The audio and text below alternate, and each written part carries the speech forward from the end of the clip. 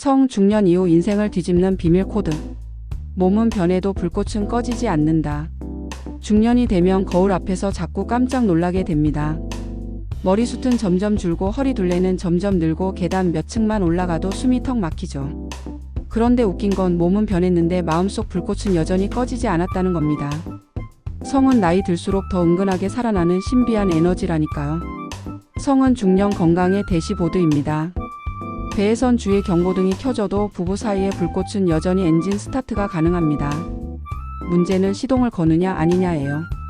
괜히 이젠 끝났어 하고 열쇠를 던져버리면 진짜 시동이 꺼지고 아직은 달려볼까?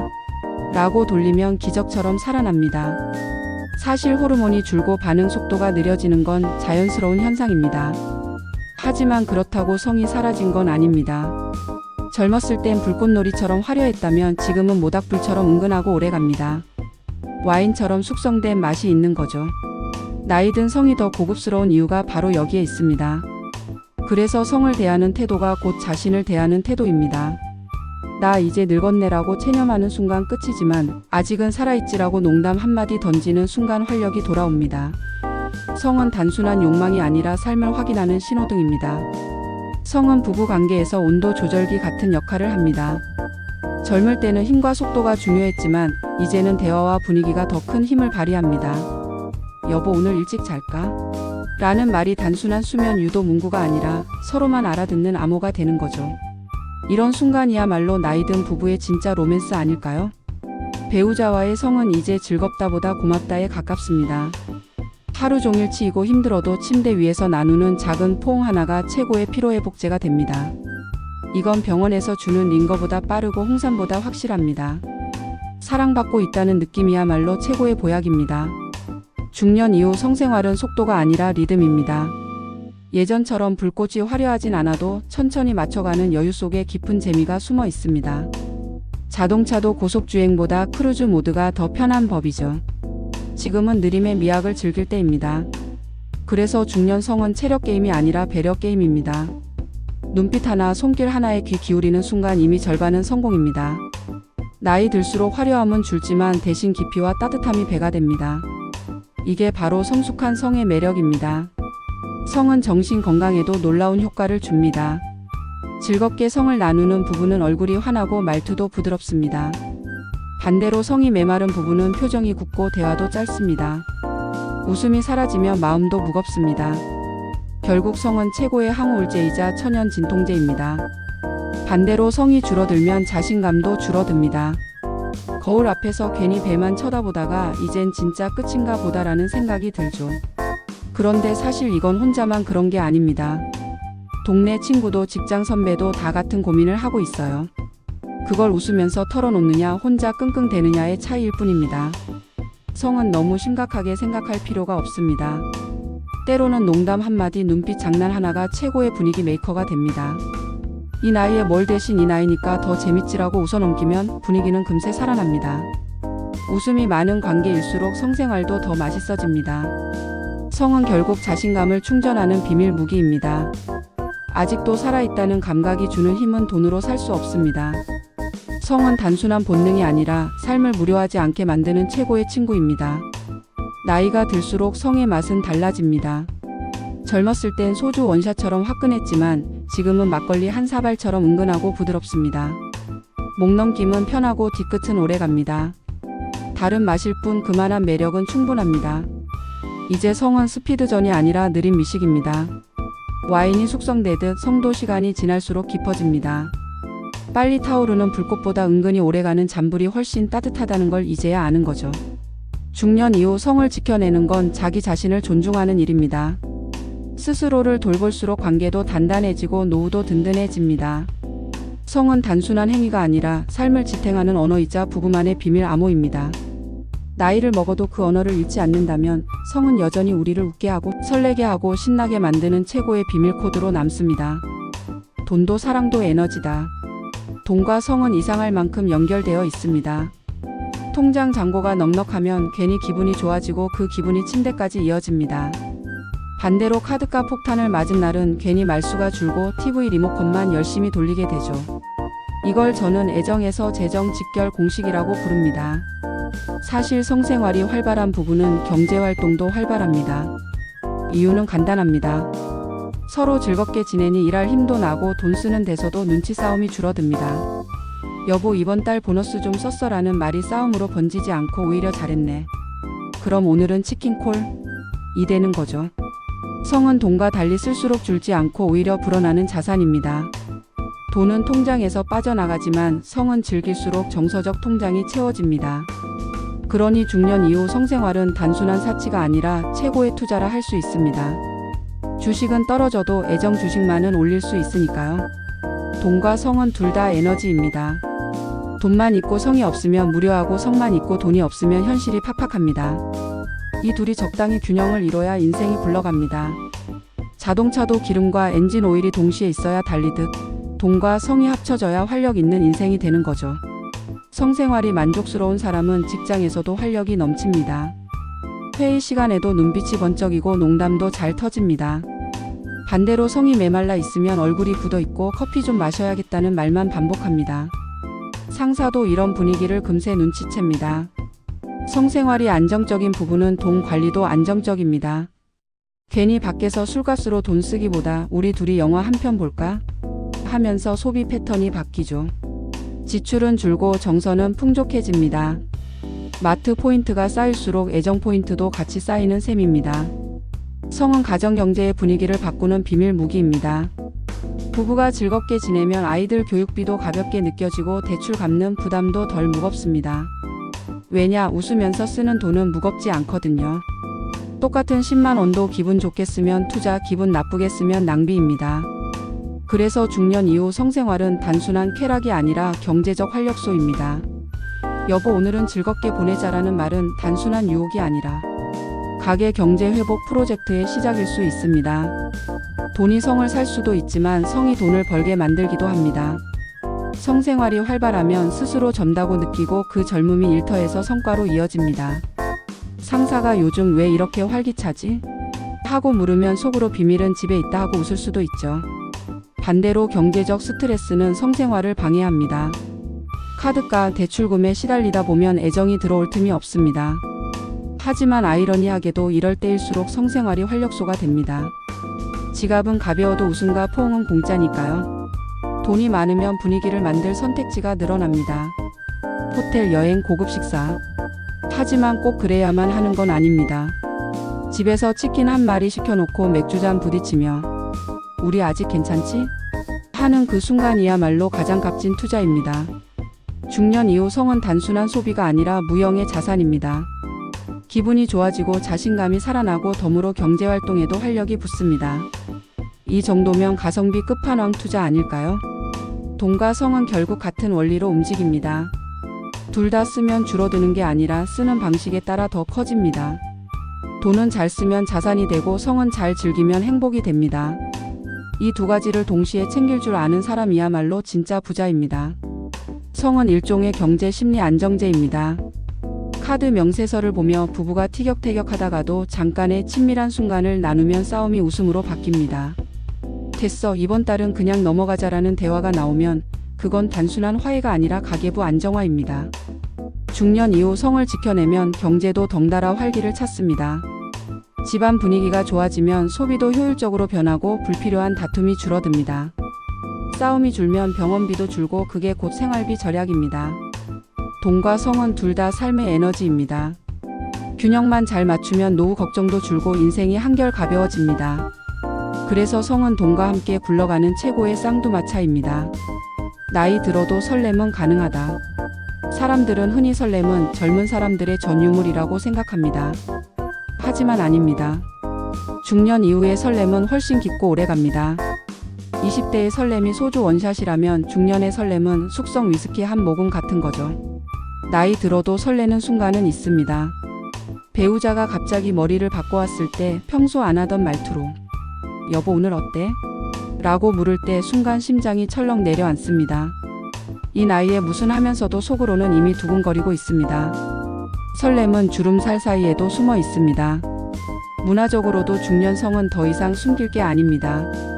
드라마나 예능에서 황혼 로맨스는 흔한 소재가 됐습니다. 예전 같으면 상상도 못했던 장면들이 이제는 자연스럽게 방송에 나오죠. 설렘은 세대를 초월해 누구에게나 필요한 감정입니다.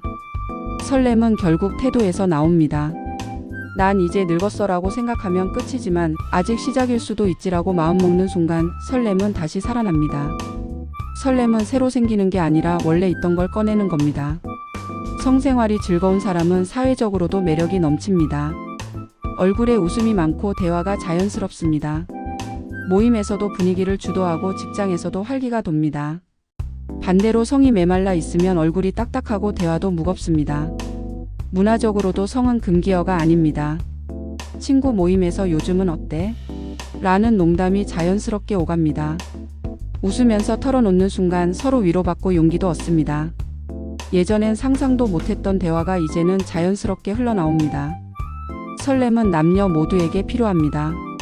여성은 여전히 사랑받고 있다는 확신에서, 남성은 아직 살아있다는 자신감에서 설렘을 느낍니다. 서로의 감정이 맞아떨어지는 순간 나이는 단순한 숫자일 뿐이 됩니다. 그래서 중년 이후 설렘은 숨길 게 아니라 자랑할 거리입니다. 나이 들어 뭐가 설레냐라는 질문엔 웃으면서 답하면 됩니다. 이 나이니까 더 설레지, 이제야 진짜 맛을 알거든. 성은 문화적으로도 중요한 역할을 합니다. 사회가 밝고 여유로워질수록 성을 대하는 태도도 달라집니다.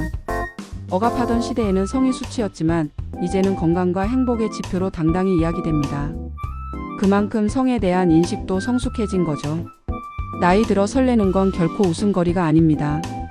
오히려 젊은 세대에게 사랑은 평생 가능하다라는 메시지를 주는 상징이 됩니다.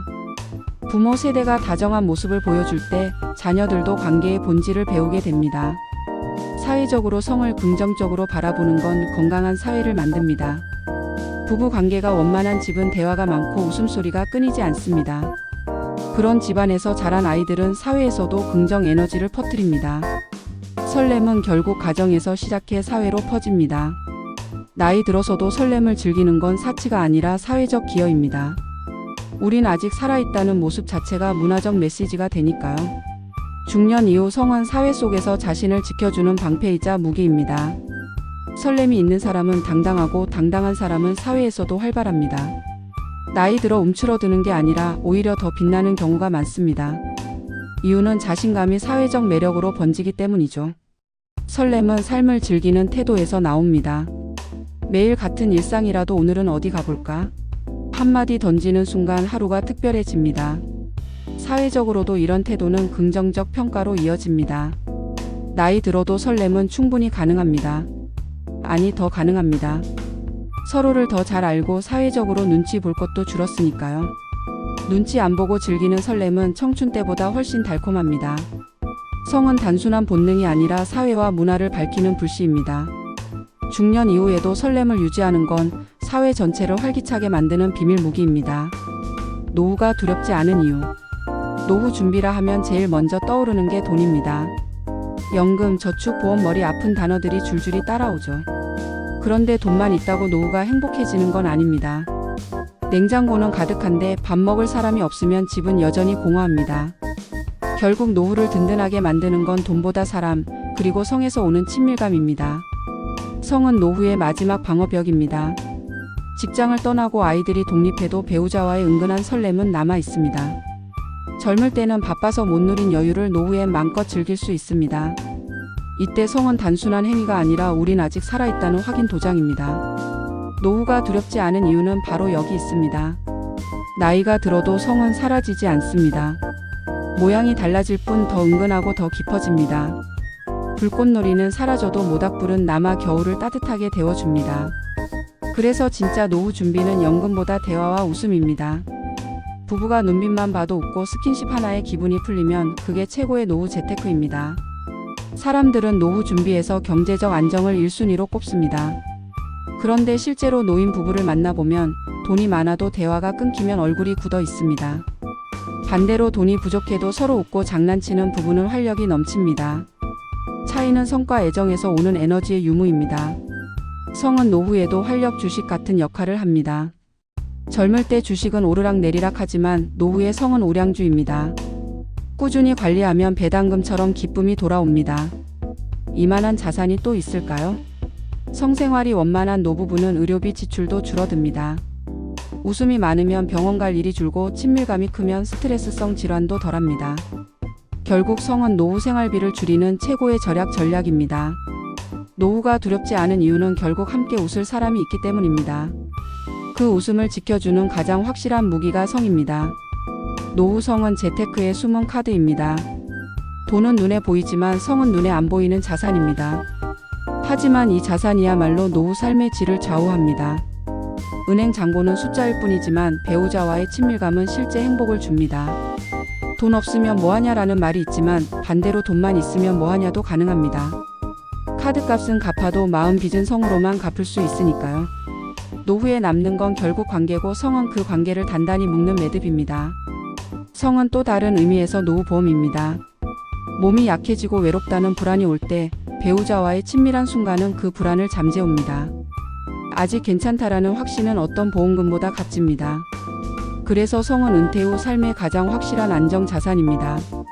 값비싼 보험보다 따뜻하고 금리 변동 없는 평생 연금 같은 존재죠. 노후가 두렵지 않은 이유는 성이 있기 때문입니다.